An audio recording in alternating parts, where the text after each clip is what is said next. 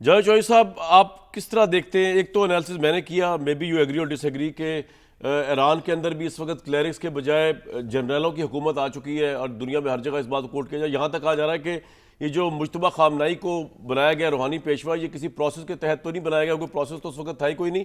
ये तो IRGC ने उनको पिक किया और उठा के वहाँ लगा दिया। तो वहाँ पे भी एक हार्ड लाइन अप्रोच है। और अमेरिका जो है उसका तो आपने देख लिया, अमेरिका के प्रेसिडेंट जो है उनका समझ ही कुछ नहीं आता। तो सर, आप किस तरह रीड करते हैं सारी सिचुएशन को जो चल रही है इस वक्त एक डेडलॉक की? सर देखिए, दो मुल्क हैं, एक का नाम अमेरिका है, दूसरे का ईरान है। अमेरिका के अंदर एब्सोल्यूट पावर है, वहाँ पे प्रेसिडेंट कुछ भी कर सकता है, वो किसी मुल्क के ऊपर अटैक कर सकता है। 60 दिन बगैर कांग्रेस को नोटिस दिए हुए, कांग्रेस से पूछे बगैर वो कुछ भी कर सकता है और उसको रोका नहीं जा सकता, और ना कोई उससे पूछ सकता है, ना उससे कोई सवाल उठा सकता है। 60 दिन के बाद वो कांग्रेस में जाए, और वो भी अगर ना जाना चाहे तो ख़ास कोई सज़ा नहीं है, और वो लिंगर ऑन कर सकता है चीज़ों को, क्योंकि उसके पास एब्सोल्यूट पावर्स होती हैं। और वहाँ पे एब्सोल्यूट पावर है, जिसको कोई चैलेंज नहीं कर सकता, जिसको कोई रोक नहीं सकता, जो जिससे कोई पूछ नहीं सकता। और दूसरी साइड पे ईरान है, ईरान के अंदर किसी के पास पावर नहीं है। वहाँ पे दो गवर्नमेंट्स हैं। एक गवर्नमेंट ऐसी है कि जिसके पास फुल पावर्स हैं, लेकिन उसके पास कोई पॉलिटिकल स्टैंडिंग नहीं है, जिसको पासदारान कहते हैं। पावर सारी उनके पास है, लेकिन वो किसी मुल्क के साथ डायलॉग नहीं कर सकते, किसी मुल्क के साथ विजिट नहीं कर सकते, किसी मुल्क के साथ कुछ भी नहीं कर सकते, कोई एग्रीमेंट नहीं कर सकते। और जो उनकी पॉलिटिकल गवर्नमेंट है, वो एग्रीमेंट कर सकती है, वो दौरे कर सकती है, वो जा सकती है, वो डोनाल्ड ट्रंप के टीम के सामने बैठ सकती है, लेकिन उसके पास पावर नहीं है कि वो साइन कर सके। लिहाजा वो बेख्तियार है। और सिर्फ एक मरतबा 11 अप्रैल को ये मौका आया था अमेरिका के पास, अगर वो ग्रैब कर लेता जेडी वैंस, तो वो मामला जो था सेटल हो सकता था, क्योंकि पहली मरतबा और आखिरी मरतबा शायद ईरान ने कालीबास साहब को मुकम्मल अथॉरिटी दे के भेजा था कि आप इस्लामाबाद जाएं और जो आपका दिल करता है आप करके इस मामले को निपटा के आएँ। लेकिन वो जेडी वैंस साहब जो है अचानक चले गए। उसकी बुनियादी वजह ये थी कि डोनाल्ड ट्रंप साहब जो थे वो नहीं चाहते थे कि जेडी वैंस इसके ऊपर साइन करे और उसकी गुडी गुडी हो जाए या वो हीरो बन जाए, और वो चाहते थे कि मैं आऊं और मैं साइन करूं।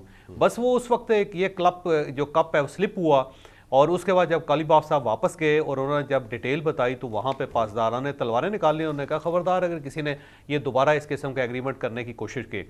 उसके बाद वो डिस्क्रेडिट हो गए कालीबाफ साहब। अब कालीबाफ साहब जो हैं वो इस सारे प्रोसेस का हिस्सा ही नहीं, उनको उन्होंने साइड पर कर लिया है। तो अब वहाँ पर जो ना बड़ा क्राइसिस हो गया जी। देखिए, पासदारान जो उनकी अपनी आर्मी है, कोई 15 लाख उनके अपने सोल्जर्स हैं जो ट्रेंड हैं, जिनके पास असला है और सब कुछ है उनके पास, और 3 करोड़ लोग उन्होंने दोबारा भर्ती कर लिए हैं, क्योंकि लाइनों में लग के लोगों ने अपने नाम लिखवा दिए हैं। 9 करोड़ लोगों की आबादी है, उसमें से 3 करोड़ लोग जो हैं वो शहीद होने के लिए तैयार बैठे हुए हैं, और उन्होंने अपने आप को फौज के अंदर शामिल कर लिया। उन्होंने कहा जी हमारा नाम भी लिख लें, जब जंग होगी तो हम जान देने के लिए तैयार होंगे। लिहाजा वहाँ पर जो पावर है वो वाकई आपकी बात दुरुस्त है कि एक्सट्रीमिस्ट के हाथों में चली गई है।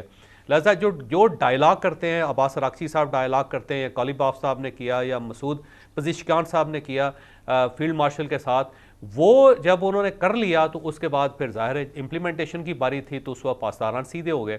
तो वहाँ पे क्यास है, एक साइड पे एब्सोल्यूट पावर है, दूसरी साइड पे पावर नहीं है, और उसका जो निशाना बन रहा है वो पूरी दुनिया बन रही है। लेकिन अब सवाल ये है कि कितनी देर तक लिंगर ऑन हो सकेगा। मुझे नहीं लगता ये मामला ज़्यादा देर तक जा सकेगा। अब इसके दो ही हल हैं, और एक हल तो ये है कि अमेरिका सर्जिकल स्ट्राइक शुरू करे, जो सेंटकॉम ने कल एक ट्वीट करके कहा था कि हम मुख्तसर लेकिन बड़ा खौफनाक हमला करने के बारे में सोच रहे हैं। और आज उन्होंने ये भी डिक्लेयर कर दिया कि हाइपरसोनिक मिसाइल जो फर्स्ट टाइम जो है वो हम लॉन्च कर रहे हैं ईरान के ख़िलाफ़।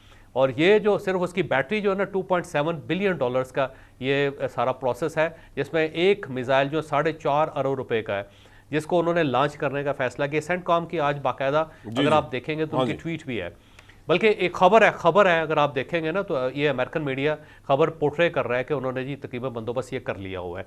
तो अब अमेरिका के पास एक तो ऑप्शन ये है कि वो खौफनाक किस्म का सर्जिकल स्ट्राइक्स करे वहाँ पे, और उसके बाद अपनी विक्ट्री डिक्लेयर कर दे डोनाल्ड ट्रंप के, हम जीत गए हैं जी, हमने सारे अहदाफ हासिल कर लिए, और वहाँ से निकल जाए। उसके बाद बगैर सोचे समझे, बगैर किसी से पूछे, बगैर किसी से मुज़ाकरात किए, बगैर कोई साइनिंग सेरेमनी किए हुए वहाँ से निकल जाए। और दूसरा ऑप्शन ये है कि अब जो ऑयल की प्राइसेस है इतनी ज़्यादा हो जाएं कि पूरी दुनिया जो फंस जाए, और उसके बाद वो लोग डोनाल्ड ट्रंप के साथ खड़े हो जाएं और वो पहले सफारती कोशिश भी करें, और अगर वो कामयाब हो जाती है, ईरान मान जाता है तो ठीक है, वरना सारे मिल के जो है ईरान के ऊपर अटैक करें।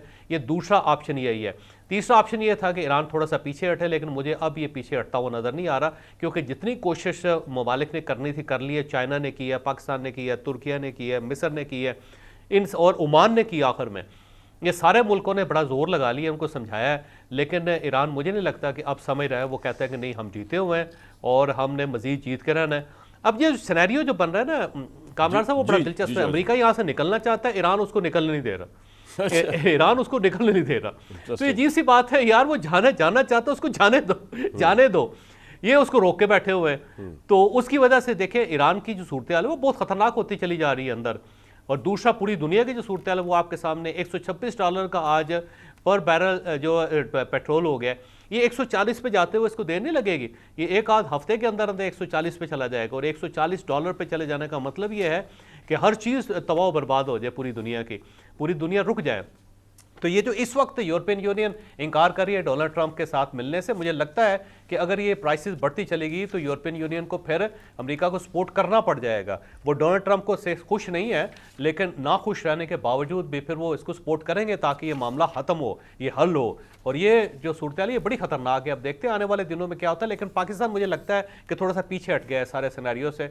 उसने कहा जी आपस में खुद ही निपट लें आप ऐसा लगता है। और डोनाल्ड ट्रंप के बारे में आपका क्या ख्याल है कि डोनाल्ड ट्रंप जो है वो, आप कह रहे हैं इसलिए ये सारा बिल्टअप कर रहा है, storm is coming this and that, के बस वो एक सर्जिकल स्ट्राइक करके निकलना चाह रहा है बीच में से? जी, वो खबर आई थी, आपने अगर देखा हो तो अमेरिकन मीडिया के अंदर ये खबरें गर्दिश कर रही हैं। मुख्तलिफ उनके जो चैनल्स हैं और मुख्तलिफ उनके अखबारात हैं जो ये खबर दे रहे हैं कि सेंटकॉम ने तैयारी कर ली हुई है और वो सोनिक्स जो मिसाइल्स हैं उनको लॉन्च करने के बारे में 1725 मील से शायद तो 1700 हाँ जी 25 मील की स्पीड से। और दूसरा ये कि आवाज की जो स्पीड है उससे 5 गुना ज्यादा स्पीड। नहीं चौधरी साहब, तो उससे कौन सा ऐसा टारगेट है जो अचीव करेंगे जो ईरान के लिए बड़ा डिसाइसिवली डिस्ट्रक्टिव हो जाएगा, जो पहले अचीव नहीं किया इन्होंने इस मिसाइल से? सर ये सेंटर में मारेंगे, ये वो सेंटर में मारेंगे, क्योंकि उसकी वजह ये है कि ईरान के जो मिसाइल लॉन्चर्स हैं वो सेंटर में है। वो उन्होंने, ईरान ने बड़ी स्ट्रेटजी अपनाई थी कि उन्होंने अपने लॉन्चर्स और बाकी सब बिल्कुल मिड में रखे हुए हैं और वहां तक सारे मिसाइल जो हैं वो अटैक नहीं करते। वहां से अमेरिका और इसराइल जो जहाज़ों के ऊपर हमले करते रहे और इसीलिए अमेरिका के जहाज़ गिरे भी हैं वहां पे, क्योंकि मिसाइल वहां तक हिट नहीं कर पा रहे थे। तो इसलिए उन्होंने ये बड़ा मिसाइल लेके आए हैं और उसकी वजह यह है कि सेंटर में मारेंगे ईरान के। और अगर खुदा ना खास्ता ऐसा हुआ तो तबाही बहुत ज़्यादा होगी। और वो एक बार तबाही करके मेरा एक दिन या 24 घंटे या 48 घंटे करके डोनाल्ड ट्रंप कहेगा ले जी मैंने अपना जो अचीव करना था कर लिया, अब मैं जा रहा हूँ, अल्लाह हाफिज़, दुनिया जाने और अपना हुर्मस जाने, तेल जाने, मैं निकल रहा हूँ यहाँ से। वो निकल जाएगा उसके बाद। लेकिन ईरान का नुकसान ज़्यादा हो जाएगा। ईरान हमारे मुसलमान भाई हैं, इतना नुकसान उनका नहीं होना चाहिए। ये वाकई नुकसान हो जाएगा और ये ज़िद की वजह से हो रहा है, क्योंकि ये जो सूरत हाल है इसके अंदर अमेरिका वाकई वहाँ से निकलना चाहता है। देखें वो तो अब्बास अरागची साहब वैसे आए यहाँ पाकिस्तान, यहाँ से उन्होंने जहाज़ लेना था, उन्होंने आगे मस्कत जाना था, तो उसके साथ ही डोनाल्ड ट्रंप ने अपनी पूरा वफ्त तैयार कर लिया था कि ये आ रहा है जी, और ये जाके उनके साथ लेकिन ये नहीं मिला। बिल्कुल ठीक है चौधरी साहब, इस हद तक डेस्परेट है अमेरिका कि वो यहाँ से निकलना चाहता है, लेकिन अब ईरान उसको निकलने नहीं दे रहा और पता नहीं ईरान इससे क्या अचीव करना चाहता है। मेरा ख्याल है ईरान का नुकसान हो जाएगा इसमें बहुत ज्यादा।